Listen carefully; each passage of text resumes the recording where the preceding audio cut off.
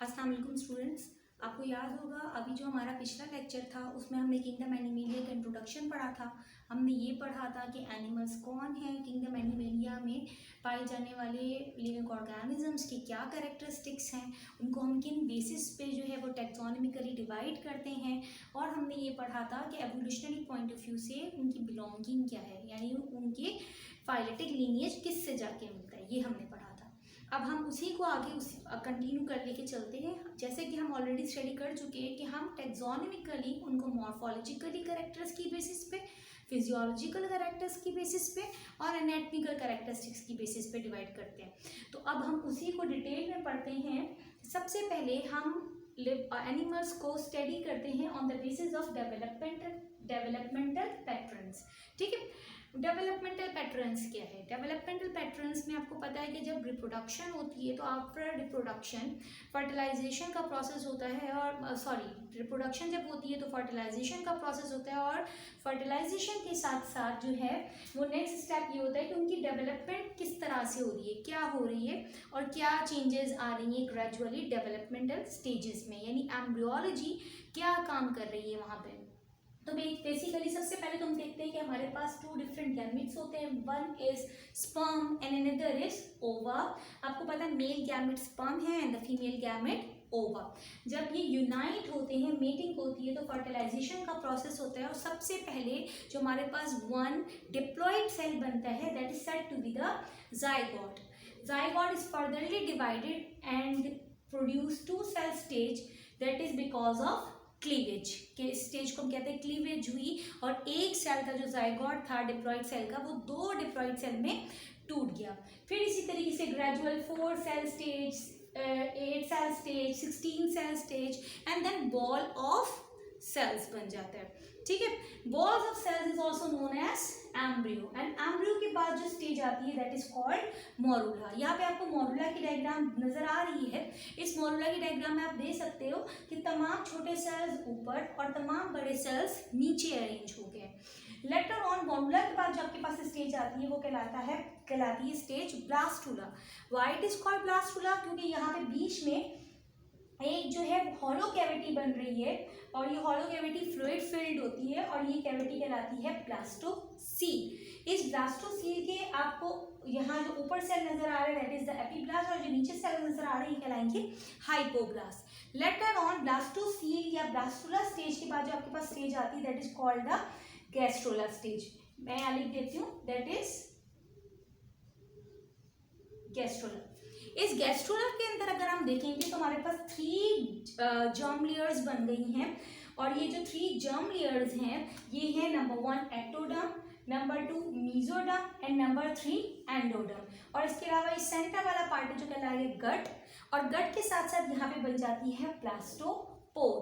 What is blastopore? Blastopore एक खास किस्म की ओपनिंग है जो फर्दरली बाद में आके कन्वर्ट हो जाती है आइदर इनटू द माउथ और इनटू द एनस, और इसके बेसिस पे भी ऑर्गेनिजम्स को हम टैक्सोनॉमिकली डिवाइड करते हैं। उसको हम फर्दर आगे जाके देखेंगे। फिलहाल के लिए आपको इतना पता होना चाहिए कि ब्लास्टोपोर क्या है। ब्लास्टोपोर एक ओपनिंग है जो कि बाद में या तो माउथ बनाएगी या फिर एनस बनाएगी, और ये किस स्टेज में अपीयर्ड होती है? तो it is appeared in a gastrula stage after the development of ectoderm, mesoderm and endoderm. And what is the function of ectoderm, mesoderm and endoderm? इनका फंक्शन है कि ये मजीद आके जाके tissues and then organ system develop करते चले जाते हैं, यानी इन्हीं की बेसिस पर ऑर्गेनिज्म सिंपल से कॉम्प्लेक्स होता है। तो आई होप आपको ये डेवलपमेंट पैटर्न जो है वो इजीली आराम से क्लियर हो गया होगा कि हमने सबसे पहले जो है वो गैमेट्स देखे, फिर उन गैमेट्स की फ्यूजन देखी यानी फर्टिलाइजेशन देखी, then one complete diploid cell stage देखी that is the zygote, then हमने क्लीवेज देखी, क्लीवेज के बाद एम्ब्रियो एंड एम्ब्रियो के बाद morula, blastula, gastrula and then blastopore तक की डेवलपमेंटल स्टेज, और इसके बाद फिर एक कंप्लीट एडल्ट बन जाता है। इसके बाद जो हमारे पास नेक्स्ट आगे हमने स्टडी करना ज़रूरी है, क्योंकि अगर हम एनिमेलिया पढ़ना चाहते हैं तो हम कंपैरेटिव फाइलम स्टडी करेंगे यहाँ पे। तो कंपैरेटिव फाइलम स्टडी करने से पहले जब तक हमें कैरेक्टरिस्टिक्स नहीं पता होगा तो हम उसको स्टडी नहीं कर सकते। तो बेसिकली हम उन कैरेक्टरिस्टिक्स को ही समझ रहे हैं, जिसमें से पहला कैरेक्टरिस्टिक था डेवलपमेंटल पैटर्न। सेकेंड कैरेक्टर पे आ जाते हैं। सेकेंड कैरेक्टर है आपके पास सेलुलर ऑर्गेनाइजेशन। आपको मैं ऑलरेडी बता चुकी कि जो सेलुलर ऑर्गेनाइजेशन है वो मैं आपको ऑलरेडी बता चुकी थी कि जैसे कि हमने पॉलीफेरा में देखा कि वहाँ पे सेलुलर ऑर्गेनाइजेशन बहुत ज़्यादा वेल डेवलप नहीं है। वहाँ पे हमें बहुत सिंपल लिविंग ऑर्गेनिजम्स नज़र आ रहे हैं और वो लिविंग ऑर्गेनिजम्स जो हैं वो स्पंजेस हैं। तो बेसिकली यहाँ पे हमने ये देखा कि बेसिकली तमाम एनिमेलिया जो है, तमाम एनिमल्स जो हैं, दे आर ड्राइव फ्रॉम प्रोटोक्टिस्ट। और प्रोटोक्टिस्ट को बेसिकली हम दो मेन डोमेन में डिवाइड कर देंगे। Number 1 is the parazoa and number 2 is the eumetazoa. Parazoa में जो है वो टिश्यू ऑर्गेनाइजेशन लैक है। टिश्यू ऑर्गेनाइजेशन नहीं मतलब ऑर्गन नहीं, ऑर्गन नहीं मतलब ऑर्गन सिस्टम नहीं, यानी they are the simplest animals on earth. ठीक है, तो ये सिंपलेस्ट एनिमल्स ऑन अर्थ जो है वो they are belongs to phylum porifera. और यूमेटाजोआ की अगर हम बात करेंगे तो यू के मतलब ही होते हैं ट्रू, मेटा मतलब मैनी, मैनी सेल एनिमल्स हैं। और यहाँ पे बेसिकली पहले सेल्स बनते हैं, फिर tissues, then organ and then organ system. ये वो एनिमल का ग्रुप है जो कि सिंपल से कॉम्प्लेक्स की तरफ आहिस्ता आहिस्ता बढ़ता है। रिमेनिंग बाकी जितने भी फाइलम्स हैं वो यूमेटाजोआ से ही बिलोंग करते हैं। जबकि आपके पास जो है जिसमें सिर्फ टिश्यू ऑर्गेनाइजेशन भी नहीं पाई जाती, सिर्फ और सिर्फ सेलुलर ऑर्गेनाइजेशन पाई जाती है, वो कहलाते हैं पैराजोआ। उसमें सिर्फ एक ही फाइलम उसमें स्टैंड करता है और वो है फाइलम पॉलीफेरा। उसकी एग्जांपल है स्पंजेस। ठीक है जी, नेक्स्ट आगे बढ़ते हैं हम डिप्लोब्लास्टिक और triploblastic organisation. As we already read that कि हम अभी यहाँ पे ऑलरेडी पढ़ चुके हैं कि यहाँ पे आपके पास जर्म लेयर्स जो बन रही हैं वो जर्म लेयर्स क्या क्या है, एक्टोडर्म, मेसोडर्म एंड एंडोडर्म। ये 3 जर्म लेयर्स हैं। तो हमने ये देखा कि पहली दफा से ही ये तीनों जर्म लेयर नहीं बनी, पहले 2 जर्म लेयर बनी, देन 3 जर्म लेयर्स बनी। तो इसीलिए अगर आप यहाँ देखो तो यहाँ पे लिखा हुआ है diploblastic and triploblastic organisation, eumetazoa germ layer development. ठीक है, और इस डेवलपमेंट में हम क्या देखेंगे, डिप्लोब्लास्टिक और टिप्लोब्लास्टिक डेवलपमेंट देखेंगे। डिप्लोब्लास्टिक डेवलपमेंट में 2 ही लेयर बनती हैं, inner layer endoderm, outer layer ectoderm. Inner layer endoderm, outer layer ectoderm. और इनके दरमियान में या तो होते हैं मीसेंकाइम या होता है mesoglea. Mesoglea is a jelly like fluid and mesenchyme is a simple cells present in between them. यानी एक्टोडर्म और एंडोडर्म के दरमियान या तो सेल्स होंगे तो मीसेंकाइम कहलाएंगे, और अगर जेली लाइक फ्लूइड होगा तो मीजोग्लिया कहलाएगा। इसके बाद फर्दरली हम देखते हैं कि डिप्लोब्लास्टिक ऑर्गेनाइजेशन में एक्टोडर्म, मेसोडर्म और एंडोडर्म यानी तीनों जर्म लेयर्स प्रॉपर वे में डेवलप होंगी और ये प्रॉपर वे में tissue, then organ and then organ system develop करेंगे। ये हम आगे नेक्स्ट फाइलम्स में इनकी एग्जांपल्स को प्रॉपरली स्टडी करेंगे। नेक्स्ट आ जाइए सिमेट्री। सिमेट्री किसे कहते हैं? सिमेट्री कहते हैं कि अगर हम प्लेन में डिवाइड करें, यानी अगर हम किसी ऑर्गेनिज्म को डिवाइड करें तो हम डिवाइड करके ये फाइंड आउट कर सकें कि अगर उसका हम एक पार्ट भी स्टडी कर ले तो बाकी पूरे पार्ट के बारे में हमें पता चल जाए। जैसे फॉर एग्जांपल अगर कोई ऑर्गेनिज्म हमारे पास एसिमेट्रिकल है, जैसे पॉलीफेरेंस और एसिमेट्रिकल, कैसा शेप होता है पॉलीफेरेंस का? ऑलमोस्ट ऐसा। अब अगर आपको उससे कहा जाए कि आप इसको डिवाइड करें, अगर आप ऐसे भी डिवाइड करते तो भी इक्वल हाफ नहीं है, आप ऐसे डिवाइड करते तो भी इक्वल हाफ नहीं है, ऐसे डिवाइड करते तो भी इक्वल हाफ नहीं, यानी कोई इक्वल हाफ आ ही नहीं रहा। When having no plane of symmetry, तो ऐसे लिविंग ऑर्गेनिजम्स को हम क्या कहेंगे? एसिमेट्रिकल। जबकि हमारे पास जो 2 बेसिक इसकी टाइप्स हैं जहाँ पे हमें प्रॉपर डिवीजन मिलती है, that is bilateral symmetrical and radially symmetrical.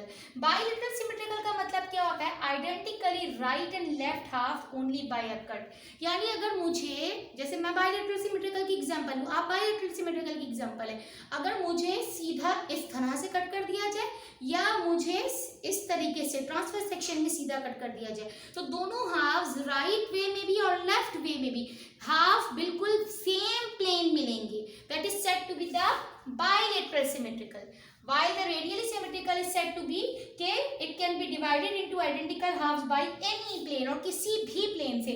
यानी आप देख सकते हो इस डायग्राम में राउंड डायग्राम है, आप इसको यूं कट करो, ऐसे कट करो, ऐसे कट करो, ऐसे कट करो, किसी भी तरह से कट करो, आपको सेम हाफ्स मिलेंगे। This is said to be the radially symmetrical. Bilateral symmetrical की एग्जांपल क्या है? बायलेटरल सिमेट्रिकल में आपको तकरीबन तमाम फाइलम मिल जाते हैं एक्सेप्ट जो है वो फाइलम आपके सिलेंट्रेटा और cnidaria, I mean to say that. और अनदर वन इसकी जो एग्जांपल है वो है आपके पास फाइलम इकाइनोडर्मेटा। और फाइलम इकाइनोडर्मेटा में भी अगर आप उसकी बात करें, उसके जो लार्वल स्टेज है, तो वहां पे आपको बायलेटरल सिमेट्रिकल की ही बायलेटरल सिमेट्रिकल की ही एग्जांपल मिलेगी। नेक्स्ट हम आगे देखते हैं। नेक्स्ट है आपके पास coelom. What is coelom? Coelom means body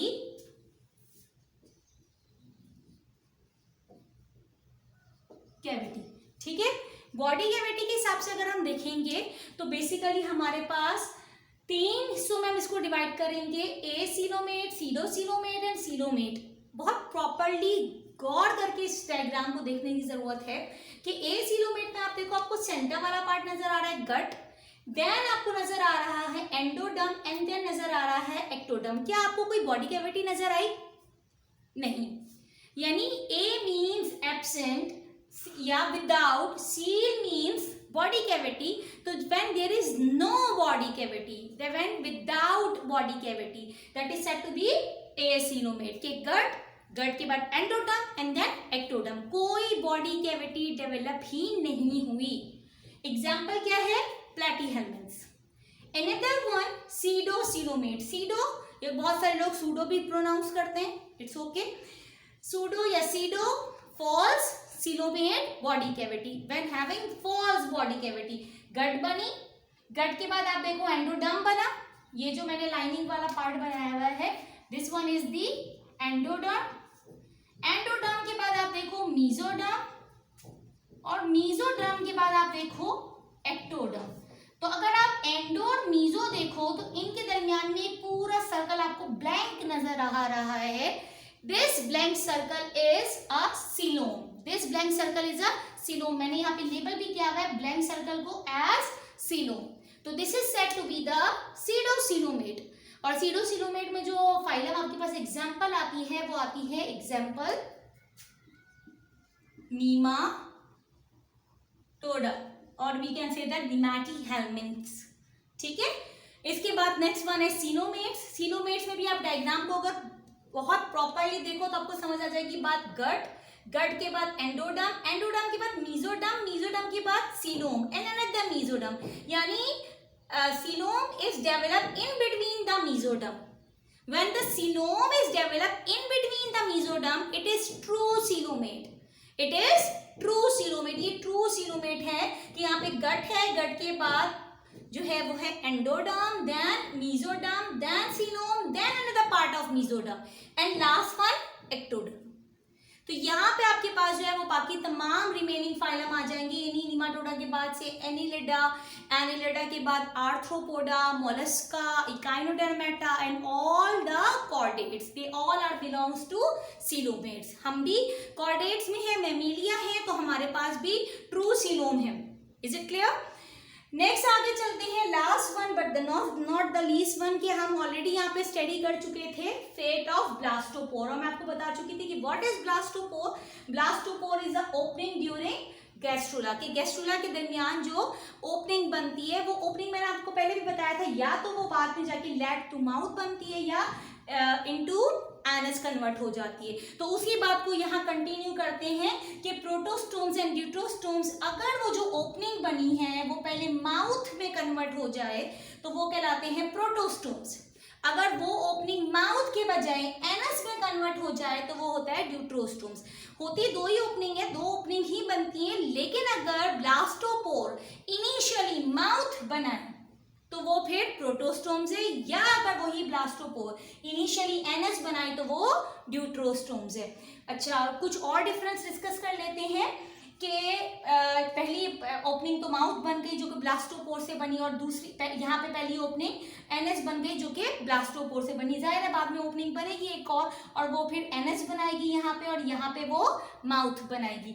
और डिफरेंस में अगर इसमें डिस्कस करना चाहूँ तो प्रोटोस्टोम में स्पाइरली क्लीवेज होती है, जबकि ड्यूटरोस्टोम में रेडियल क्लीवेज होती है, और यहाँ पे डिटर्मिनेट क्लीवेज होती है और ये इनडिटर्मिनेट क्लीवेज होती है। ये आपको एक्स्ट्रा पॉइंट इसलिए बताए गए कि अगर आपको पेपर में डिफरेंस लिखने के लिए दिया जाए तो 1 मार्क के लिए एटलीस्ट आप 2 डिफरेंस तो लिखे। तो ये है प्रोटोस्टोम्स एंड ड्यूटरोस्टोम्स। जल्दी से हम इसको जो है वो समराइज कर लें कि हमने क्या क्या पढ़ा। तो मैं लास्ट अपने लेक्चर में बता चुकी थी कि टैक्सोनॉमिकली डिवाइड करने के लिए मॉर्फोलॉजिकली, फिजियोलॉजिकली और एनाटॉमिकली कैरेक्टर्स पढ़ते हैं, और उनकी कुछ बेसिस हैं। वो बेसिस क्या है? Developmental patterns, fate of blastopore, cellular organisation, diploblastic and triploblastic organisation, symmetry, coelom और प्रोटोस्टोम एंड ड्यूटरोस्टोम। तो इन कैरेक्टर्स को हमने यहाँ पे जल्दी जो है वो देख लिया है। आई होप आप लोगों को समझ आया होगा। इंशाल्लाह इन नेक्स्ट लेक्चर हम इसको आगे कंटिन्यू करेंगे। Thank you.